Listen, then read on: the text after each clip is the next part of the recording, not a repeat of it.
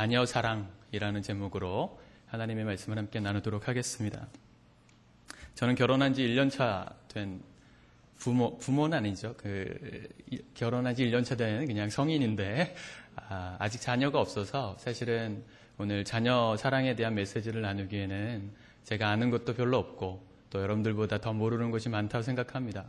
그러나 오늘 주시는 말씀을 가지고 진정한 자녀 사랑이란 무엇인지, 어떻게 하면 성경적인 부모로서 우리 자녀들을 양육하고 길러낼 수 있을지에 대해서 함께 오늘은 나누려고 합니다. 보통 사춘기의 자녀들을 둔 부모들의 속을 썩는 경우가 참 많이 있는 것 같습니다. 미국의 로빈이라는 아이도 그런 소년이었습니다. 사사건건 엄마와 충돌합니다. 엄마는 자식 잘 되라고 해주시는 말씀인데 로빈은 도무지 듣지 않습니다. 틈만 나면 집을 나가서 들어오지 않습니다. 어느 날 친구들과 어울리다가 밤늦게 돌아온 로빈은 베개맡에 놓여져 있던 한 통의 편지를 발견했습니다. 로빈, 요즘 힘들지? 엄마가 늘 옳은 것은 아니지만 한 가지만은 확실히 말해주고 싶구나. 널 향한 엄마의 사랑은 완전하고 변함이 없다는 사실 말이야. 혹시 고민이 생기면 엄마에게 말해주지 않겠니? 엄마는 언제나 대환영이란다. 내가 있어서 엄마는 참 자랑스러워. 사랑한다, 내 아들. 이 엄마의 편지를 읽은 이 문지아의 눈에서 눈물이 흘러내렸습니다. 훗날 이 로빈은 전 세계를 누비는 위대한 강사가 되었습니다. 그리고 가는 곳곳마다 그날 그가 느꼈던 추억을 말해 주었습니다. 삶이 힘들다고 느껴질 때마다 베개맡에 놓여져 있던 엄마 편지를 생각했어요.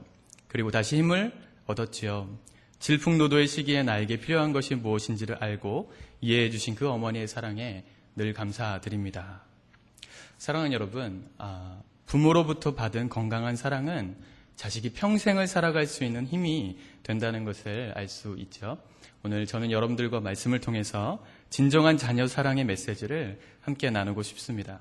첫째로, 진정한 자녀 사랑이란 말씀과 기도로 양육하는 것이 되어야 합니다.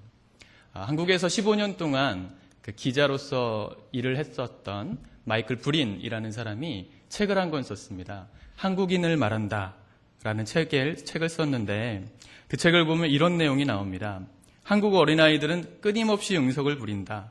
특히 남자애들은 좋아하는 일을 참지 못하고 미루도록 교육받았지 않았기 때문에 어른이 되어서도 모든 것을 즉각 마음대로 하기를 원한다. 그들은 충동적이고 단기적인 일에 몰두하고 하는 일이 마음대로 되지 않으면 성질을 부리곤 한다.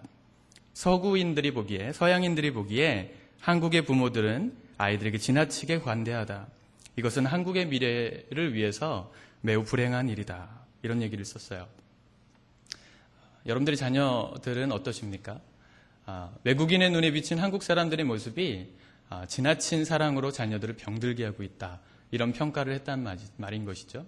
한 사람의 선입견일 수도 있겠지만 제3자의 눈으로 봤을 때 우리나라 자녀 교육 현실이 사실은 위태위태해 보인다는 것을 반증하는 것이라고 생각합니다. 여러분 한번 생각해 보세요. 무조건 내 자녀에게 잘해주고 받아주고 원하는 거 다 해주는 것이 과연 진정한 사랑일까? 이렇게 말하면 전도사님이 부모가 안 돼 보셔서 그렇습니다 라고 말씀하실 것 같아요.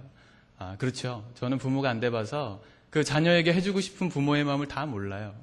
부모가 그런 것 아니겠습니까? 해줘도 더 못해줘서 아쉬운 마음. 내가 가진 거 다 털어서라도 우리 자녀가 잘 될 수만 있다면 더 해주고 싶은 마음이 부모의 마음인데, 그런데 그렇게 부모가 자녀에게 모든 것을 다 해주려고 하는 것이 성경적인 자녀 사랑일까? 또 그것이 자녀들에게 축복이 되는 걸까? 오늘 저는 말씀을 통해서 살펴보고 싶은 겁니다. 그대를 부르면 언제나 목이 메이고 라는 시집에서 김흥숙이라는 시인은 사랑이라는 시를 썼습니다. 제목, 사랑.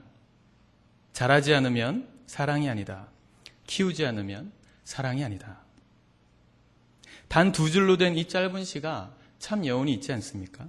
응석바지가 되고 철부지가 되어서 언제까지나 그 부모의 도움을 필요로 하는 자녀로 성장하지 않고 있다면 그 자녀를 머무르게 만들고 있는 것은 절대로 사랑이 아니라는 것이죠. 자라게 만드는 것이 사랑이고 그를 키워주는 것이 사랑이라고 그는 얘기합니다.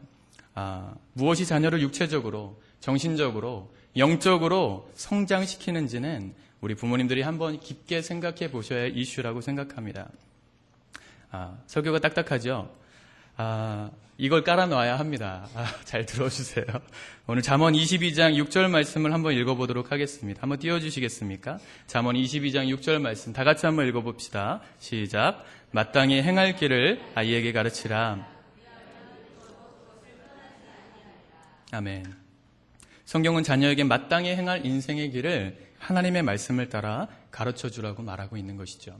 오늘 마가복음에서 오늘 16절에 보니까 예수님께서 아이들을 안고 축복하는 모습이 나옵니다. 사실은 우리 부모님들의 모습이 되어야 하지 않겠습니까? 오늘 예수님의 이 모습이 우리 부모의 모습이 되어야 되지 않을까 생각해 보았어요. 세상 어디에 내놔도 사람 구실할 수 있는 사람으로 키우기 위하여 예수님의 말씀을 가르치고 자녀를 위하여 기도로 심는 부모가 되는 것, 그것이 우리 부모에게 주신 사명이거든요. 내 자녀를 예수님의 말씀으로 키우고 자녀를 위해서 매일같이 기도로 축복하는 것, 그것이 세상에서 우리 부모님들에게 주신 가장 소중한 사명이고 가장 위대한 사명일 것입니다. 저는 그래서 오늘 이렇게 철야 예배에 나오신 여러분들이 귀하다고 여겨지는 것입니다. 일주일의 삶을 마치고 가장 피곤한 이 시간에 내 삶을 쪼개서 하나님께 기도하러 나온 여러분들을 하나님이 어떻게 축복하시지 않을 수 있겠어요? 반드시 축복하실 수밖에 없다 생각합니다. 특별히 날마다 새벽을 깨우시는 분들도 이 자리에 계시는데 날마다 새벽 시간, 하루의 첫 시간을 쪼개서 하나님께 기도를 통하여 내 자녀를 위하여, 나의 가정을 위하여 기도하는 그 부모의 기도를 하나님이 어찌 축복 안 하실 수 있겠습니까? 오늘 이 밤에 나오신 여러분들이 복된 이유가 바로 거기 있습니다. 하나님께 기도하는 삶, 그것이 기도로 자녀를 양육하는 그 부모야말로 자녀를 진짜 사랑하는 사랑을 나타내는 부모라 생각하는 것입니다. 해마다 5월이 되면 우리 젊은이 지구에서는 부모님을 위한 특별 새벽 기도회를 합니다. 작년에도 했었고 올해도 했습니다. 작년에는 2명이 개근했고요.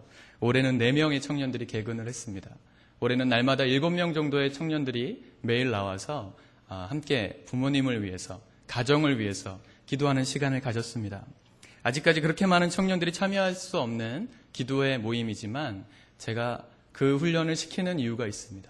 2가지 이유가 있는데 첫 번째는 기도를 훈련시키기 위함입니다. 자신의 믿지 않는 부모님과 형제들을 위해서 그들의 영혼이 구원받게 되길 위하여 간절히 기도하는 기도의 훈련, 그것을 시키는 것이 첫 번째 목적이고요. 2번째 목적은 뭐냐면 이 젊은이들을 기도하는 예비 부모로서 준비시키기 위함입니다. 새벽 기도에 나와서 청년들이 기도하러 나오지만 그 기도의 자리에 나와서 가장 먼저 누구를 볼까요? 먼저 기도의 자리를 지키고 계셨던 우리 부모님들을 보겠죠. 우리 부모님들이 가정을 위해서, 자녀를 위해서 기도하는 그 모습을 보면서 우리 청년들이 도전받기를 원하는 마음이 있기 때문입니다. 비록 나의 부모님은 아니지만 새벽에 자녀들을 위해서 기도하러 나오신 우리 교회의 부모님들을 바라보는 청년들의 마음에 나도 언젠간 가정을 이루면 내 자녀를 위해, 내 가정을 위해 기도하는 가장이 되고 기도하는 어머니가 되어야 되겠다는 마음을 갖도록 하기 위해서 부모님을 위한 특사를 하고 있습니다. 사랑하는 여러분, 저는 그렇게 자란 우리 청년들이 다음 세대, 가정을 위해, 교회를 위해, 나라를 위해서 기도할 수 있는 부모들로 세워지리라 확신하고 믿습니다. 자녀들에게 있어서 세상에 부모만큼 중요한 사람은 없죠. 좋은 학교 못 나오고 좋은 직장 못 다녀도 좋은 부모 만난 자식은 잘 될 수밖에 없기 마련이기 때문입니다. 사랑하는 여러분, 우리 자녀를 말씀으로 양육하고 기도로 축복하는 이 사명, 그것이 우리 부모에게 주어졌다고 믿을 때 우리 자녀들을 향한 진짜 사랑, 예수님 안에서 자녀를 진짜 사랑하며 키울 수 있는 사랑을 흘려보내는 우리 모든 부모님들이 되실 수 있으리라 믿고 축복합니다. 둘째로, 부모는 자녀에게 영적인 모델이 되어야 합니다. 오늘 본문 14절 말씀에서 예수님께서 이렇게 말씀하시는데 같이 한번 읽어봅시다. 14절입니다. 시작. 어린아이들이 내게 오는 것을 용납하고 금하지 말라. 아멘. 여기 보면요, 금하지 말라라는 단어가 나오죠. 이 단어를 원어로 해석해보면 이런 뜻입니다. 걸림돌이 되지 말라. 다시 말하면 우리 자녀들이 예수님께 나아가는데 우리 부모들이 걸림돌이 될 수도 있다는 말씀을 예수님께서 지금 하고 계시는 것입니다. 어린아이들이 내게 오는 걸 금하지 말아라. 부모가 걸림돌이 되기 쉽다는 말씀이신 것이죠.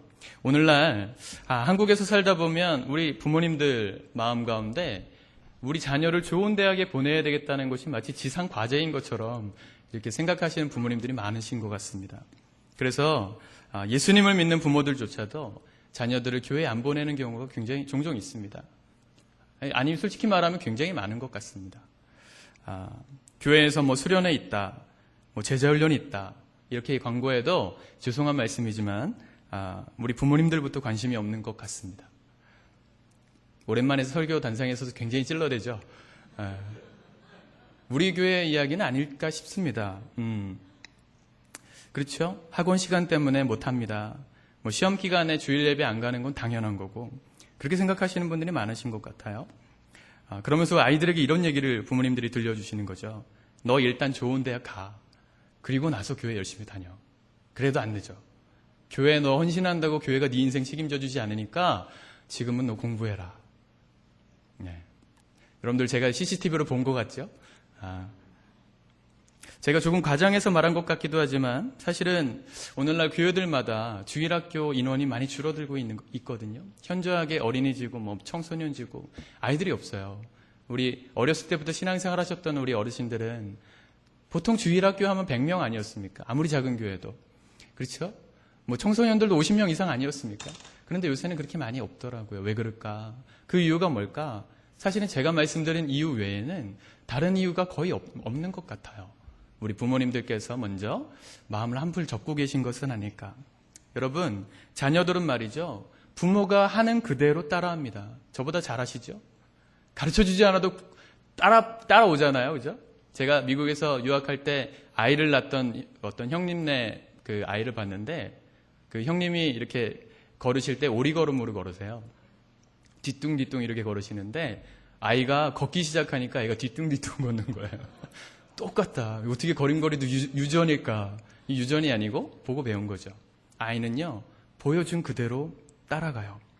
아이에게 그렇게 가르치다 보면 그 아이가 고등학생이 되면 인생의 우선순위가 대학이 첫째가 되고 교회는 둘째가 되어버리지 않겠어요? 그 자녀가 대학에 가면 스펙 쌓는 것이 첫째가 되고 하나님은 둘째가 되지 않겠습니까? 그 자녀가 대학을 졸업하면 취직이 첫째가 되고 신앙은 둘째가 됩니다. 취직하면 돈이 첫째가 되고 하나님은 둘째가 되는 거예요. 그렇게 자녀를 키운 결과로 하나님을 첫째로 모시고 사는 사람의 축복을 우리 자녀들이 받기 어려워진다는 것입니다. 하나님을 내 삶의 첫 번째로 모시고 살아갈 때 부어지는 하나님의 그 축복을 우리 자녀들이 경험하지 못하고 살아가게 된다는 거예요. 하나님을 나의 삶의 첫 번째 가치관으로 품고 살아가는 사람, 하나님이 으뜸인 영혼에게서 뿜어져 나오는 그 강인함이 우리 자녀들에게서 사라져가고 있진 않은지 돌아보아야 되겠다는 마음이 있었습니다. 하나님을 기쁘시게 하는 일이 무엇인지 생각하는 것보다 그저 세상살이에 마지못해 비유 맞추며 살아가기 바쁜 그런 인생으로 우리 자녀들이 살아가고 있지 않은지, 우리 자녀를 그렇게 만들고 있지는 않은지 여러분들 생각해 보셔야 합니다. 제가 나이는 어리죠. 나이 어린 전도사인데 청년 사역을 한 7년 정도 했습니다. 적지 않은 기간 동안 청년 사역만 올인했는데 제가 그러면서 이 부모님과의 관계에서 굉장히 어려워하는 청년들을 많이 만났습니다. 어떤 한 자매가 저를 찾아와서 부모님 때문에 교회 다니기 싫다는 거예요. 그러면서 이런 얘기를 합니다. 우리 엄마는 전화만 붙들면 누군가에게 기도하라 그러고 성경 읽으라고 조언해주고 교회에서는 하나님 잘 섬기는 권사님이신데 그래서 존경도 받으시는데요. 솔직히 제가 보기엔 우리 엄마한테는 돈이 최고예요. 이런 얘기를 해요. 왜 그런가 물어봤더니 신앙이 없어도 명문대 출신이고 의사고 판사면 그런 남자친구 데리고 오면 좋아하고요. 신앙은 좋은데 가난한 집의 남자친구를 데리고 오면 그렇게 괄시하고 헤어지라고 한다고 그런 얘기를 하더라고요. 그 청년이 당연히 믿음에 대해서 교회 생활하는 것에 대해서 회의적이 될 수밖에 없겠다 이런 마음이 들었어요. 반면에 정말 믿음으로 사는 부모들도 제가 만나봤습니다. 딸이 사육감으로 데리고 왔는데 의리의리한 집안의 명문가 출신의 아주 잘생긴 미남 청년이었어요. 누가 봐도 1등 신랑감 아닙니까? 그죠? 그런데 그 친구에게 신앙이 없었어요. 여러분들 같으면 어떻게 말씀하시겠어요? 보통 부모님들 같은 경우면 믿음이야 뭐 차차 생기는 거고 이러면서 이제 사겨라, 결혼해라 이러지 않겠습니까? 근데 이 부모님이 일주일 동안 금식 기도하러 기도원에 들어가셔서 기도하셨어요. 기도하러 가시던 날 저에게 기도 부탁을 하셨어요. 그러면서 이런 얘기를 하셨습니다. 우리 딸도 믿음이 시원치 않아서 내가 하나님께 늘 죄송한데 게다가 사이마저도 불신자면 내 딸의 인생이 어떻게 되겠습니까? 전도사님 기도해 주세요. 같이 기도를 했습니다. 제 안에 그분을 생각하면서 이런 마음이 들더라고요. 야, 이분은 자녀의 인생을 책임지시는 분이 하나님이라고 정말 믿는 분이구나. 제가 그 마음이 왔어요. 그렇게 기도했는데 그분하고는 헤어졌죠. 그분에게 딸이 둘이 있었는데 결국 기가 막히게 시집을 잘 갔습니다. 사익감들이 아들보다 더 잘하는 그런 집안들 있죠. 믿음도 좋고 아들보다 더 애교 많은 그런 사익감들을 얼마나 결혼을 잘했는지 몰라요. 그걸 보면서 제가 알았어요. 이 부모의 기도와 믿음대로 자녀들을 축복하시는 하나님의 역사가 분명히 있구나. 부모가 믿음이 있으면 자녀의 삶은 반드시 축복받을 수밖에 없구나. 그걸 깨달았어요. 19세기에 그 유명한 설교가였던 필리스 브룩스라는 목사님께서 그의 어머니가 돌아가셨을 때 그 묘에 비석 하나를 이렇게 세웁니다. 그리고 그 어머니의 일생을 생각하면서 묘에다가 글을 하나 적어요. 마태복음 15장 28절 말씀을 새겨 넣었습니다.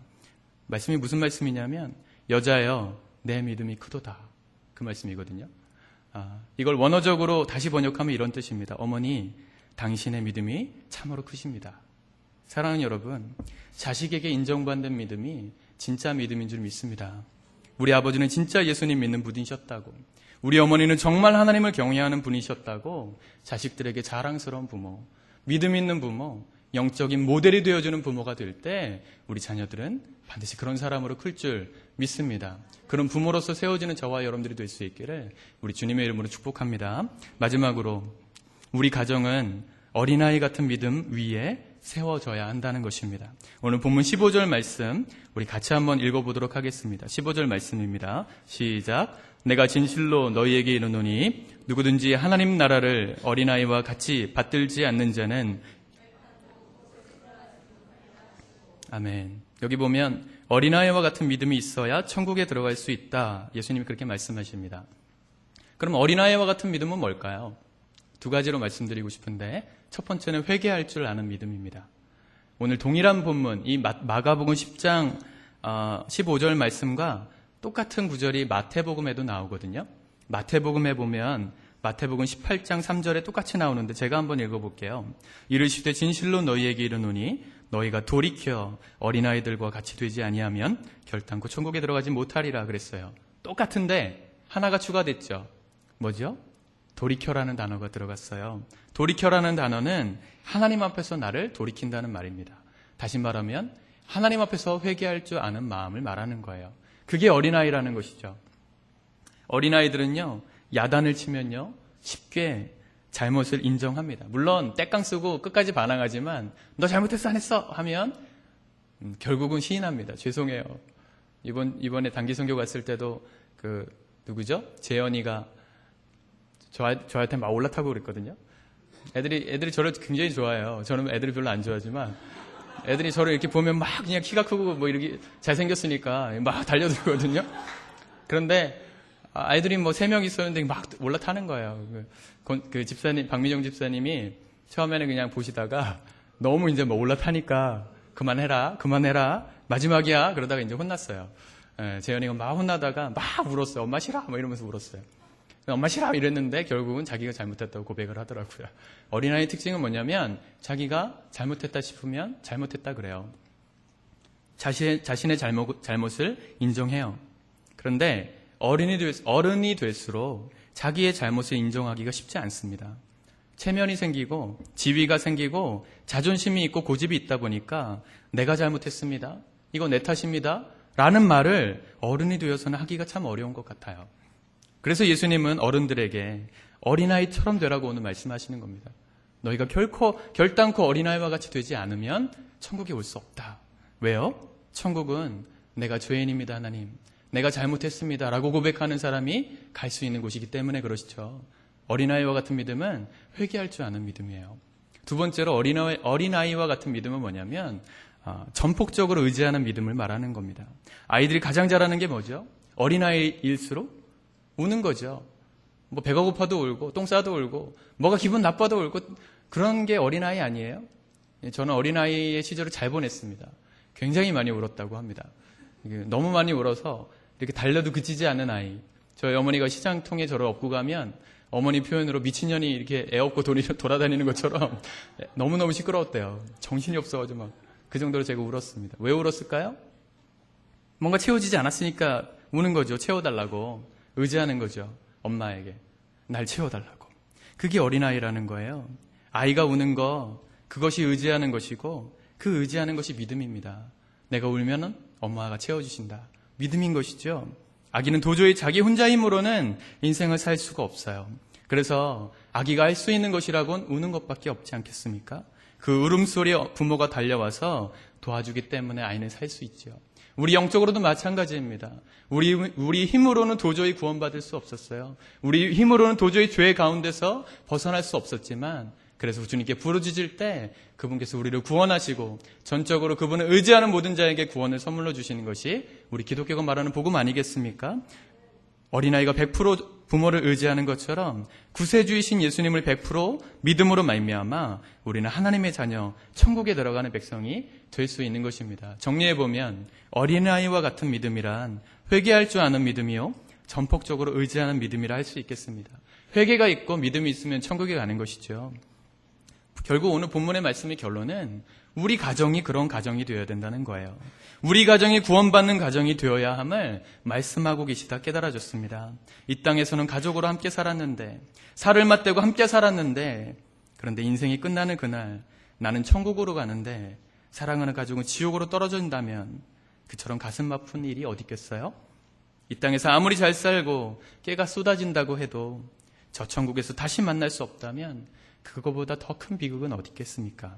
천국에서도 만날 수 있는 가정, 구원받을 만한 믿음이 있는 가정을 하나님의 은혜로 세워갈 수 있는 부모가 될 때 그것이 진짜 진정한 자녀 사랑이고 하나님이 원하시는 우리 부모로서의 사명이라 믿습니다. 하나님의 은혜로 이 구원받는 가정을 이루어가는 저와 여러분들이 마지막 삶이 될 수 있기를 주님의 이름으로 축복합니다. 말씀을 좀 정리하겠습니다. 중국으로 단기 선교를 나가시는 분들께서 꼭 빠뜨리지 않고 방문하는 그 명소 중에 한 곳이 있습니다.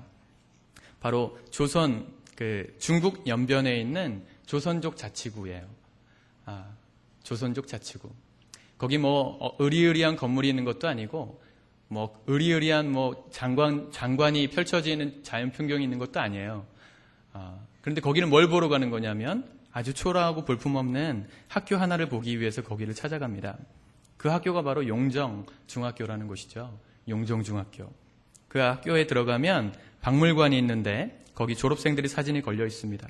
그 사진에 민족시인 윤동주 씨도 있고 한국 영화의 선구자였던 나홍규 씨 사진도 있고 우리 민주주의를 위해서 평생을 바치셨던 문익환 목사님의 사진도 있고 한신대학교의 설립자인 김재준 박사님도 보입니다. 그 작은 학교 일일이 호명할 수 없는 기라성 같은 인재들이 그 용정중학교를 통해서 배출돼요. 우리나라 청산리 대첩, 이런 봉오동 전투, 이런 독립운동을 했었던 수많은 장교들과 병사들이 이 용정중학교에서 배우고 훈련받았던 사람들이 많거든요. 그런 사람들이 그것을 통해서 이렇게 배출된 걸 보면서 찾아간 분들이 다 감동을 받습니다. 어떻게 이럴 수 있을까? 어떻게 이렇게 작은 학교가 이와 같은 영향력을 끼치는 학교가 될 수 있었을까? 가이드가 이렇게 설명합니다. 그 학교를 지으신 분이 김약연 선생님이라는 분이시라는 거예요. 그분이 1899년도에 142명의 조선인들을 데리고 얼어붙은 두만강을 건너서 간도 땅으로 나아갑니다. 먹을 것 없고 배고프고 짐승들이 우리를 잡아먹을 그 위기 가운데 이분이 하셨던 첫 번째가 뭐냐면 학교를 짓는 것이었어요. 학교를 지어서 민족의식을 고취시키고 독립운동을 할 수 있는 아이들로 교육해야 되겠다. 그것을 가지고 이분이 학교를 제일 먼저 세웁니다. 자식들을 제대로 가르쳐야 된다. 그게 그분의 신념이었어요. 이분이 나중에 신학을 공부하셔서 목사님이 되신 후에는 그 용정 학교 바로 옆에 교회당을 세웁니다. 이 학교를 세우면서 기와장에다 태극기를 새겼고 그 교회를 세우면서는 십자가를 새겼어요. 그래서 그 교회와 학교를 다니는 아이들의 마음 가운데 민족의식을 심어주고 예수 그리스도의 십자가의 의식을 심어줘서 이 나라의 독립을 위해 살아가는 사람들로 길러냈던 것이지요. 그 김약연 선생님이 돌아가시던 날 75세의 나이로 세상을 떠나시던 날 이런 유언을 남깁니다. 참 멋지다 생각합니다. 나의 일생이 나의 유언이다. 나의 일생이 나의 유언이다. 사랑하는 여러분, 말이 필요 없죠. 유언이 따로 필요 없지 않겠습니까? 민족을 사랑하고 하나님을 사랑하고 평생 올곧게 살아오신 그분의 삶이 그분의 유언이었어요. 사랑하는 여러분, 저는 오늘 부모된 우리가 품어야 될 사명이 마음이 이것이라 생각합니다. 내 자녀가 볼 때 우리 부모님은 정말 하나님을 사랑하는 어머니셨어. 내 자녀들이 볼 때 우리 아버지는 정말 하나님을 믿는 믿음의 가장이셨어. 내 삶을 통해 그들에게 들려줄 수 있는 부모. 죽는 순간 자녀들에게 말로 이런 말을 남겨줄 수 있다면 내가 살아왔던 길이 나의 유언이다. 나처럼 살아다오. 말할 수 있는 부모가 되는 것, 그것이 오늘 밤 우리 부모님들이 붙들어야 될 최고의 비전이 아닐까 싶었습니다. 사랑하는 여러분, 저는 우리 교회 교육지구들을 축복합니다. 사실은 지금 계속해서 여러 행사들이 진행되어지고 있죠. 다음 주에 청소년지구가 수련회를 합니다. 그 다음 주에 어린이지구가 수련회를 하고 젊은이지구가 수련회를 합니다. 우리 자녀들이 믿음 안에서 자라게 만드는 것 우리 부모님들이 보여주셔야 해요. 우리 부모님들이 믿음 안에 영적인 롤모델이 될 때 우리 자녀들은 삐뚤어지지 않습니다. 그 자녀들로 인해서 하나님은 이 나라를 회복시키실 것이고 이 나라의 교회들을 회복시키실 것이고 이 나라 민족 가운데 크게 쓰임받는 자녀들로 세워주실 줄 믿습니다. 어제까지 그렇게 살지 못했어도 괜찮습니다. 오늘부터 그렇게 사실 수 있기를 축복합니다. 아직 늦지 않았고 포기하기에 너무 이르지 않습니까? 자녀들에게 삶을 유언으로 남겨주는 참된 신앙인, 참된 부모로서 세워지는 축복이 저와 여러분들에게 오늘 이 밤에 임하기를 우리 주님의 이름으로 축복합니다. 우리 함께 기도하겠습니다.